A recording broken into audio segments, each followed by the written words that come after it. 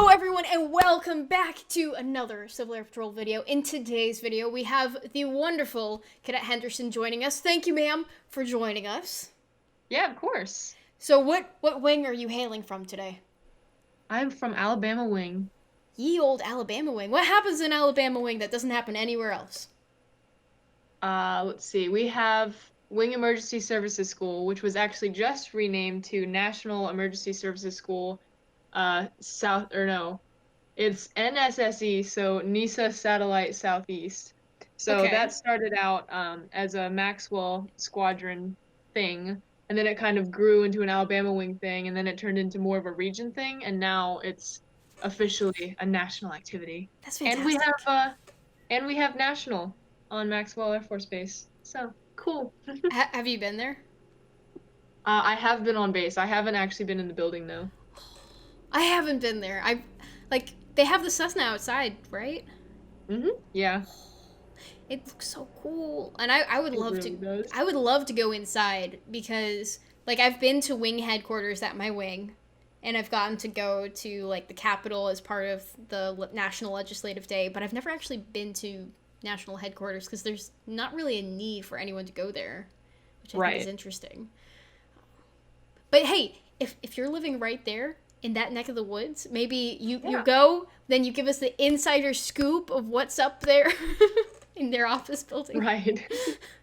Yeah, that may not be the most exciting thing because I think it's just offices and the Cessna outside, but I'm sure. I Yeah. wouldn't know. I haven't been there. Okay, cool. So you are involved with emergency services. You are the Kung Pao chicken of, well, not Kung Pao chicken, that sounds weird, but Super Hua ES cadet, right? I am. Yes, I So love ground so team. you've got all the qualifications. Well, I'm not going to say all, but I have GTM1 and then my MRO. So, Nice. yeah. I'm not old enough for GTL yet. You have to be 18. That's true. So does that mean you've done any real life missions? I have. I actually did one, I think, 2 weeks ago, Oh, really? which was interesting because I hadn't had an actual call in like 2 years. So, good timing. Oh, that's so cool. Was it for like an ELT that was going off for like a local plane, or was it No, an actual like it looking was for a an missing actual person? one. It wasn't a missing person, it was a missing aircraft, which I'm so fortunate because a lot of people they've only been on ELT searches, but I've never been on an ELT search. I've only been called out twice, and both times it was a downed aircraft. Hmm. Wow. Yeah. So, what was that experience like? So, the one we did, actually both of them, there was no ELT signal, because it was destroyed in the crash. Actually, this one it technically wasn't, but it was so weak that you couldn't use an Elper. Huh. Um, Interesting. So it was a lot of interviews because they had very little to go on. So we kind of went into neighborhoods around the area of last contact and we interviewed people, um, figured out if they'd heard anything, seen anything, or low flying airplanes. So my first search, that's what narrowed it down a lot. But this one a few weeks ago was more working with the police department, and it was the fire department that um, finally actually found the plane. Hmm. How was it working with the law enforcement? Because Well, I didn't specifically, but uh, I haven't personally gotten a chance to do that sort of mission where with an actual downed aircraft. It was mainly just the ELT going off, and then we would yeah, have to take the Elber, find which hangar it's in, and be like, "It's that one. Okay, cool. Let's call the owner now," and then like yeah, deactivate. So that's really interesting, and I'm glad. I'm not glad that the accident happened, but I'm glad you had right. the opportunity to get that real experience of just being out in the field and looking for that downed aircraft. Yeah, for sure. Would you plan on doing air crew when you're old Yes, enough to do it? Okay, good. absolutely. Is there a specific aspect of air crew that you are interested in? So my dad is a mission pilot. So he's kind of set that example for me. I want to stay a cadet for as long as possible, That's fair. and I'm not entirely familiar with aircrew positions, but I imagine you probably have to be a senior to be a mission pilot, if I'm correct. I think you can be a transport pilot as a cadet as long as you make the minimum number of hours. Okay. Well, I mean, eventually, maybe mission pilot. That would be awesome. In terms of your emergency services involvement, you mentioned that NSSE. Hmm. Have you been involved with anything else in the emergency services realm? So I've staffed. They say it NESI, which I think is kind of funny. So I've staffed NESI, and then I've also staffed NESA Okay. as an AGSAR team lead. Ooh. How is that? Exhausting, but rewarding. As it should be. Cool. I haven't gotten a chance to go to NESA. So what do you get to do in NESA? And could you describe kind of like that training process that people could expect if they go? Yeah. So first of all, I absolutely recommend it because it's awesome. So if you go both weeks, it is just action packed. If you're doing a ground team, which most cadets, that's what they're doing. You can also do mission radio operator, which I also did. Mm-hmm. But most cadets opt for a ground team. So basic, I don't have as much insight into basic, but I have a lot of friends who are basic team leaders. Um, so I believe that is just you're with your team leader and you're just in the field all the time. You're on little sorties, mini missions. Um, you have to do an interview with a basic team leader because I can't give you specific details on that. Mm-hmm. But I can tell you AGSAR is very different from basic because basic is basically your team leader is showing you around, telling you what to do. Your team leader's navigating, and then they'll bring you to a point and say, okay, take a reading here. But in AGSAR, the team leader is just kind of a supervisor. Mm-hmm. We assign students in charge. So Cadet Smith, you go over and you're in charge. So you're going to tell your entire team how we're going to do this. And we teach them how to map. So we have two different grid systems. We use lat long and UTM. Good. So we teach them how to map so they navigate themselves. And if they are navigating themselves wrong, we let them make mistakes and learn from them. So a lot of times AG-STAR missions take a whole lot longer than basic missions. So it's very different. Some people like that, some people don't. I definitely recommend doing both of them though, because just kind of broadening your horizons. And even if you do GTM1, you still, I mean, you're basically just still going to be a ground team member. If you do go out on a real mission, you'll just know what you're doing more and you'll be Mm-hmm. able to help the ground team leader a lot more because you also learn how to do forms. Yes. So the lovely FEMA paperwork. So if your team leader needs some relief on that kind of stuff, you can help out with that. Absolutely. So it just makes you a more effective team member. So, Yeah. as a staff member, does that mean you got to plan what those practice missions were? No, so that not team leaders. Okay. That was up to the AGSAR lead. Okay. So he kind of did the lesson plan beforehand, and then he came to us and gave us this giant packet of all of the sorties and missions and everything we were doing. Because coming up with that stuff there would have taken a very long time. Oh yeah. Um, because they had to pre-measure things, they had to figure out points, they had to put together map tests. So yeah, they had all of that pre-done, and then they briefed us on it, and then we'd go ahead and execute the sorties with our teams and help teach things. That makes sense. Very cool. Yeah. So if someone wanted to get involved with emergency services and like attending NESA or NESI, what steps should they take to do that? So I would absolutely say first talk to someone in your leadership at your squadron because I know my squadron is pretty heavy on ES, but not every squadron is. So a lot of squadrons actually rate their members as GTM3s at the squadron, so they pass them off on tasks, and then all they need is a few sortie credits. Mm-hmm. Um, but while you can do that, I definitely recommend going to an actual school because a lot of times what will happen is we'll get a cadet who is trained at the squadron and it's like once a month every once in a while and it's just this one class. So they're not proficient in it and they really don't have that much practice. And then at the same time it's not as standardized. Um, So it kind of depends on the instructor. But when you go to an actual school like NESA, um, it's going to be the same training for everyone. So everyone is on the same page. So anyway, sorry, I kind of went off on a tangent there. You're So good. definitely talk to your ES officer at your squadron. You should have one because one of the 4 missions is ES. Mhm. Um, and then sign up for NESA. Just talk to them first. See if you can get any early training at the squadron. Um, if you live in Southeast region, I'd also recommend NESE, but obviously if you live in Washington, you probably shouldn't be coming down to Alabama. So yeah, NESA is 2 weeks, 1 or 2 weeks in the summer. I don't know when it's going to be in 2021. I don't even know if we're going to have it with COVID. I really hope so. But that is, I can guarantee you, that is the best training that you can possibly get. And then I know that it's kind of crazy to think about because cadets can be, 12 years old, um, and you don't have that much confidence, and really all you know is, school and sports.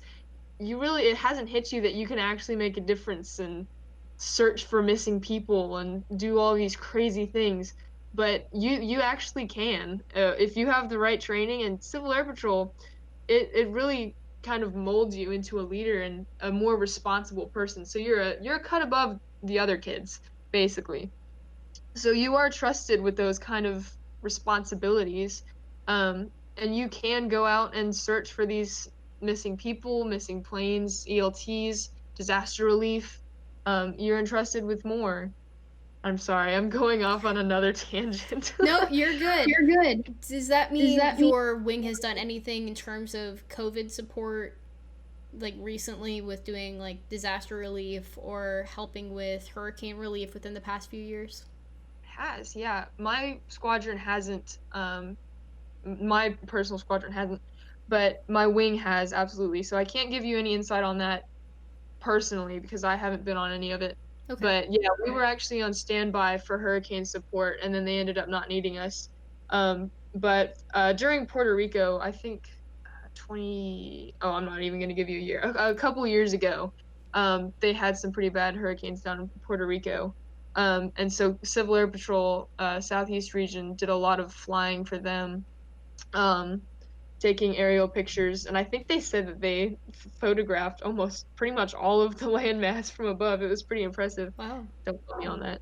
But yeah, so we do a lot of disaster relief for those kinds of things because I'm kind of in northern Alabama, so we don't really get as involved, Hmm. but southern Alabama does. And then yeah, I actually had a friend that was in a different squadron in Alabama who did something with COVID, and I think, again, don't quote me on this, but I think cap planes were used to transport COVID supplies from place to place, but I'm not entirely sure about that. Yeah, a few wings were doing that because I saw like there were van transports and there was also plane transports where they would take specimens from one location to like from the testing center to the actual place where they can test the actual specimens and see what the culture said. Right. And I think they were also transporting that supplies in general, just like bringing the kits to places that didn't have normal access to it. Because I know there was like one group from my wing, or not from my wing, but from my state that was distributing that supplies from the National Guard, and they were driving like 8 hour days. Oh my gosh. And they were just driving from one point in the state to the next point in the state to the next point in the state, and they just kept on going. And then they were like, okay, duty day's done, and then wake up and do it again. And so then my wing kind of relieved that a little bit by trying to help with some of that distribution and having like a relay race where one squadron would go from one point to the next, and then the next squadron would take it from that point and move it up, so that it wasn't all just one person driving to some far place in the state and then coming back home a long time later.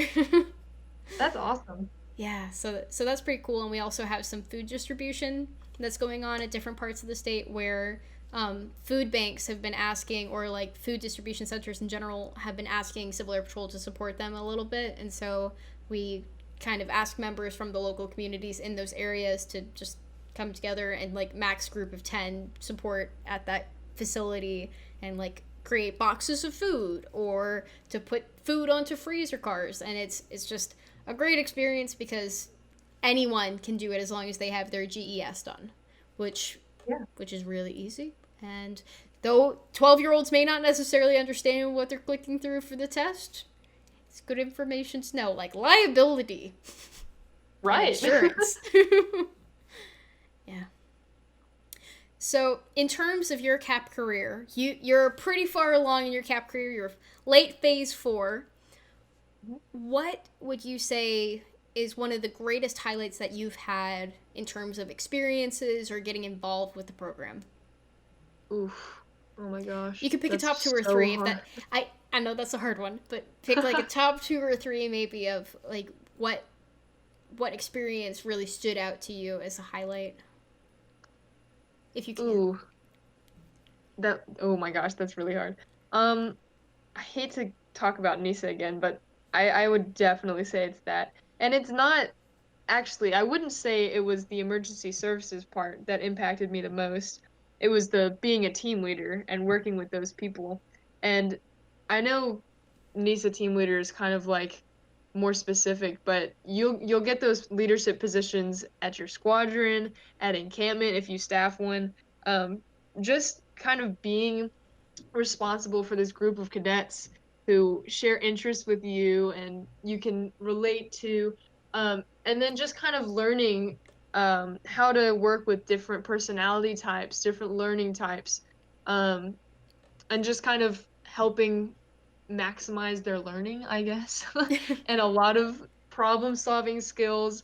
And it increases your confidence in yourself too, because it's like I never would have thought I would have been able to do that. Um, and then someone had the confidence in me to do it, so I did it, and then I could.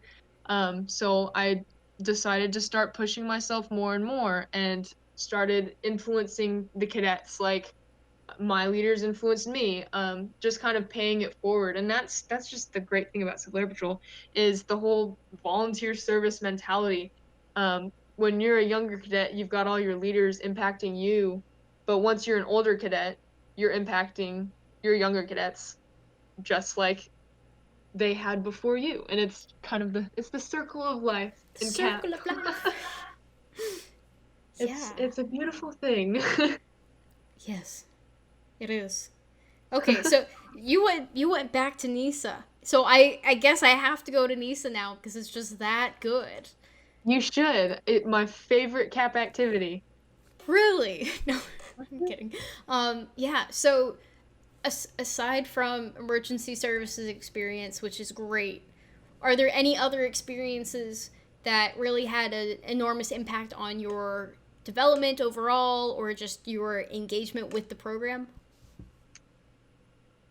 Hmm. Let's see. I wish I could say I staffed encampment, but I was never able to staff encampment, which I really regret.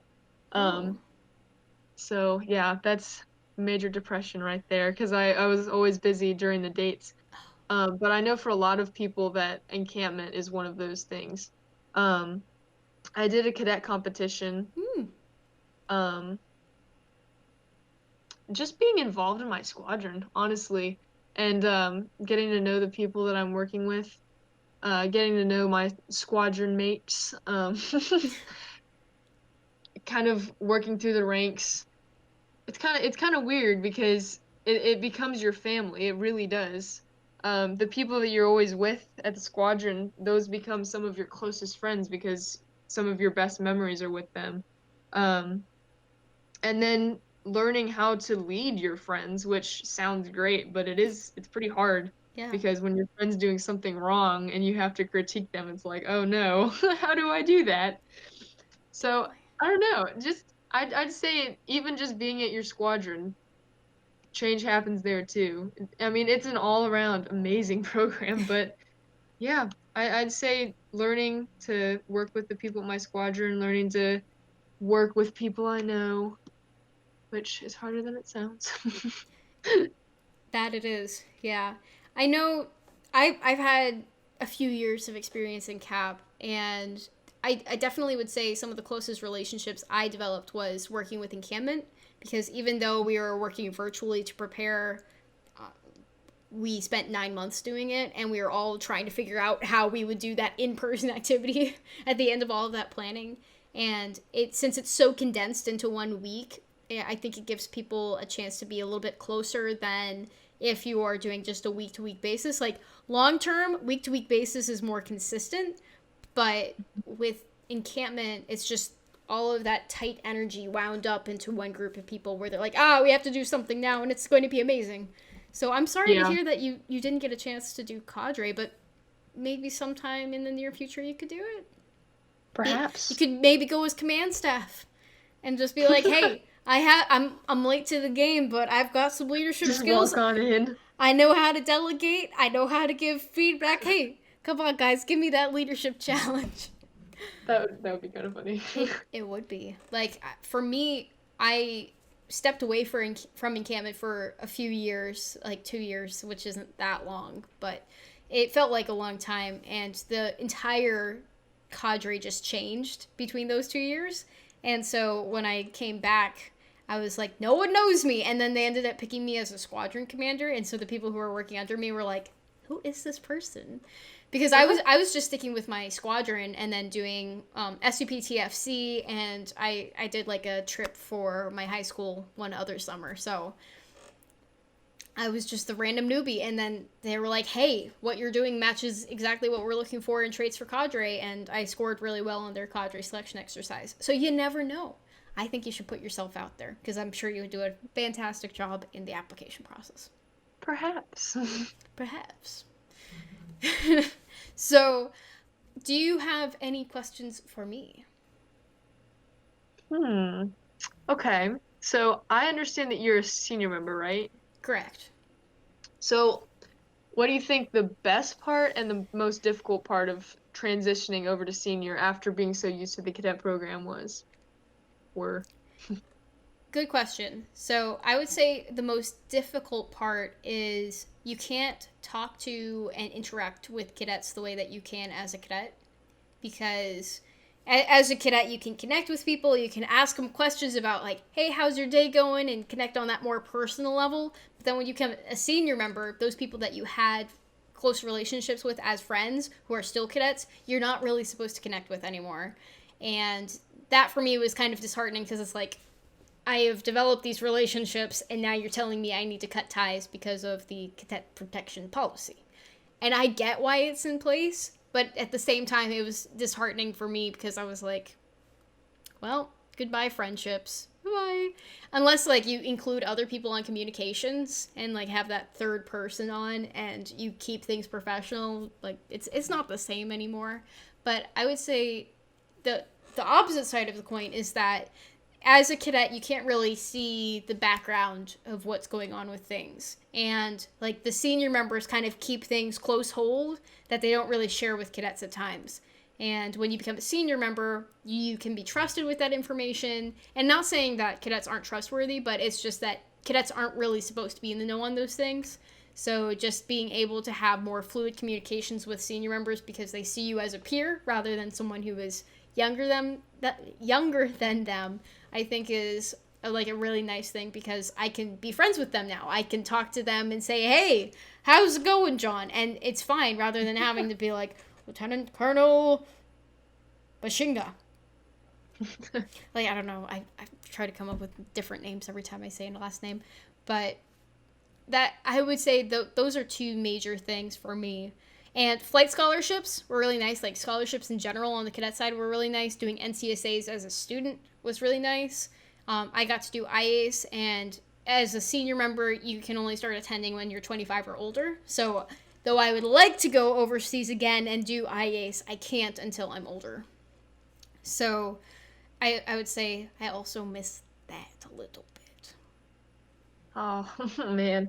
I don't know if I'd be able to do the whole not talking to... So even if it's like, I don't know, if you were friends outside of the program and you're 21 and your friend is 20, can you, could you still text them like normal? Were you friends with them before you joined CAP? Or did you meet in CAP? Would that make a difference, really? Oh my Yes. gosh. If you met the person in CAP, you're really not supposed to communicate with them. And like if you're in a romantic relationship, you're really not supposed to be as like a senior member to cadet because those relationships really aren't allowed. So Ooh. it gets Mm. pretty tricky when it comes to the cadet protection policy. So if you're currently friends with people who you met in CAP and they're like 6 months younger than you, just like create a group text or something and then just be like, I'm ready for you to come over to the dark side when you're ready. And then work things out from there.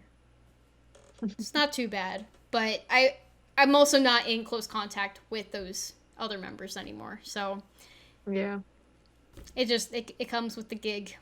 And a lot of people don't become a senior member after being a cadet. They just leave the program entirely because they don't think they'll have time after they're done. Like once they Dang. age out or once they've graduated, they're like, you know what? I'm done with CAP, and then they just leave after like getting up to cadet captain or cadet lieutenant colonel, and they just don't want to be a senior member. So it honestly depends on what people's goals are after they're done with the cadet program. And I would argue there's no really being done with it because there's a lot of new things being a senior member versus being a cadet because Yeah. specialty tracks. And you can still be involved too. Would you plan on being a senior member when you become of age? Oh yeah, for sure. Okay, good. Um, okay, I actually have a question. So I've never actually gotten a straight answer for this. So if you were X rank and then you let your membership lapse or you left the program and you came back to the program, would your rank still be the same or would you go back to the drawing board? It depends on how clean your records are. Like in these services. If in these services you have the certificate that says you are approved for being a first lieutenant, let's say like a senior member first lieutenant, then you can pull that documentation, tell that to National, and National will change your record to match that. There is that new education and training system, which it replaced professional development in August of this year. And because of that process, you might need to do the level 1 and level 2 part 1. And that may not make sense for you, but it's like the levels in training. You have to do like the initial discussion and like learn about what Civil Air Patrol is and complete certain modules online through the learning management system, and then you can get approved for that accelerated promotion. I'm pretty sure you would have to finish those requirements first, but you should be able to get your old grade back. And if you were previously a cadet and you have like that certificate and the certificate number, all you need to do is scan that and send that into National and say, hey, I got captain. Can you give me that accelerated promotion to first lieutenant? And then you should be able to do that. Okay. All right, case in point, don't let your membership lapse because it's a bunch of paperwork. Yes, it is. And I've known a few people who have had to rejoin or who rejoined after not being in the program for a while, which is why I know what that process is, but it's not super clear.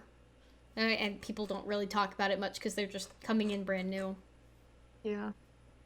Man. Good question. But yeah, I would not recommend letting membership lapse because there's so many benefits to being in CAP. And even though you may not be super duper active, just being active with like one activity in the year or like for a weekend is still a pretty good experience for the cost associated with being a CAP member. Right, it's only like $36 a year. Well, for senior members, I hate to break it to you, but it's normally over 50. Really? Yeah. For my wing, it's 35 for cadets and 53 for senior members. Dang. Okay. Oh, so it changes by wing? Yes.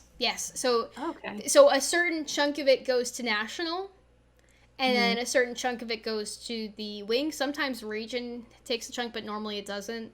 And then if you have membership dues for your unit, then that might be paid separately to the unit, and then the unit takes the funds and like compiles it into their budget and sends it into the wing finance officer.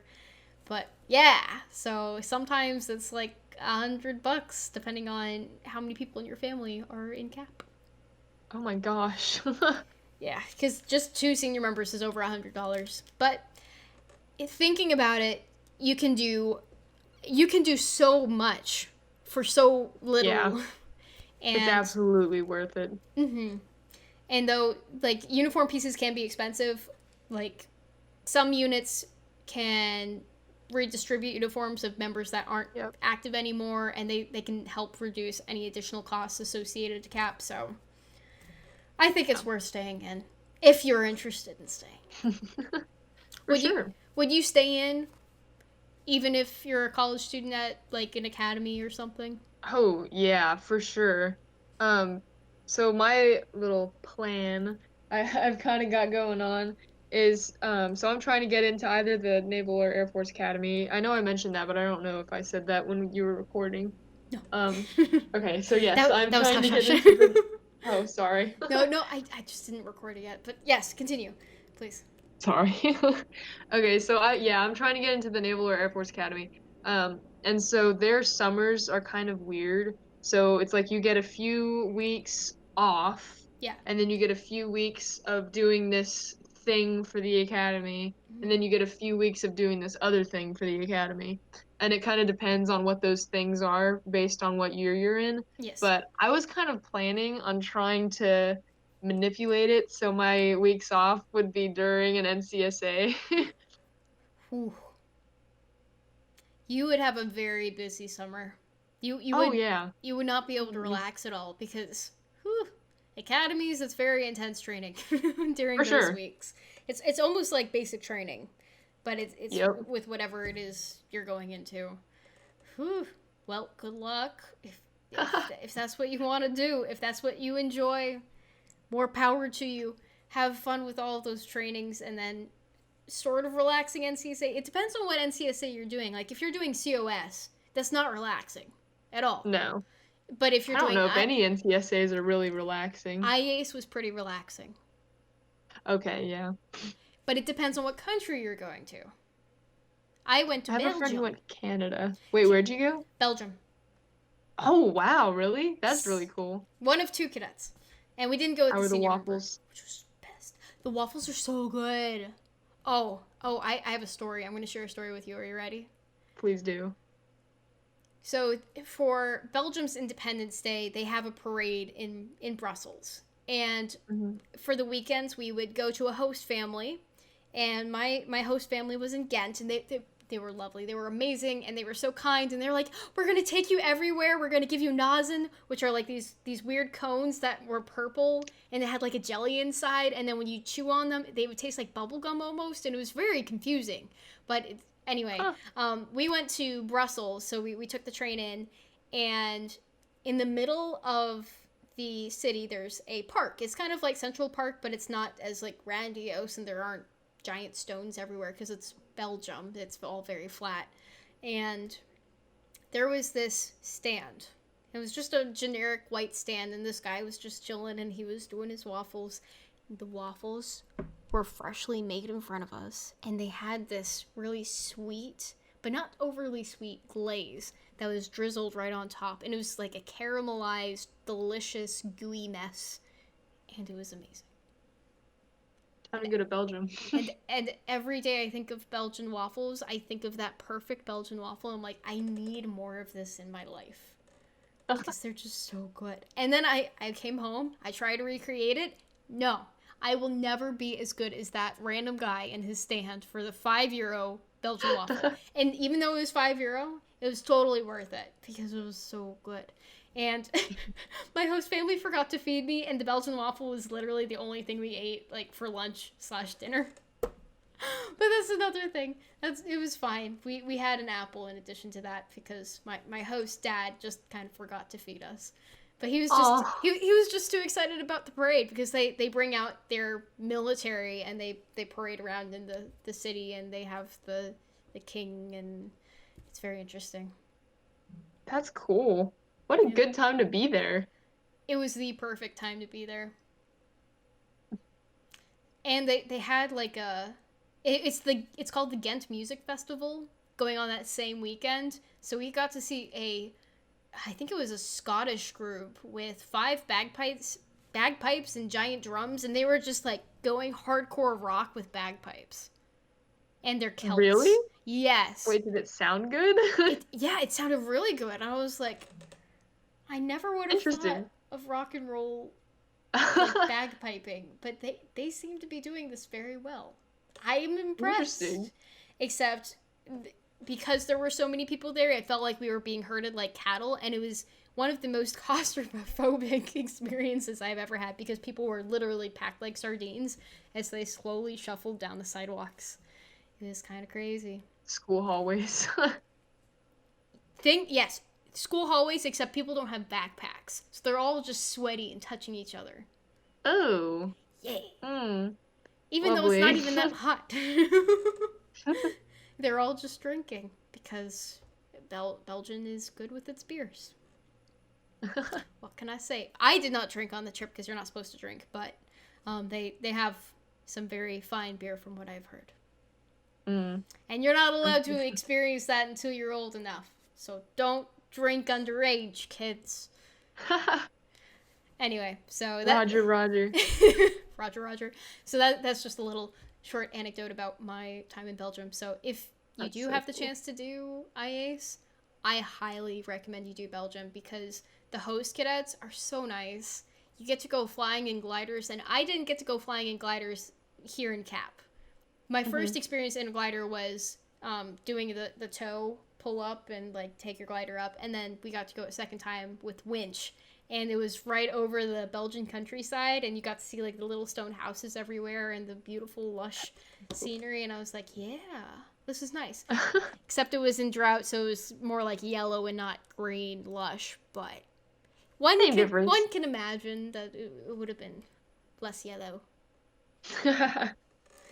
So yeah, I know I went on a bit of a tangent myself there, but yes, IAs, do it. My friend got into IAs for 2020, and then it got canceled because of COVID. Oh, it was the most depressing thing ever. Oh, that makes me so sad. Yeah.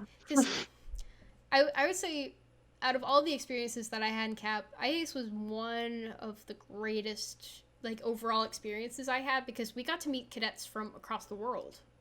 Right. Like we met Germany cadets where like the process for being selected for it depended on what country you were from.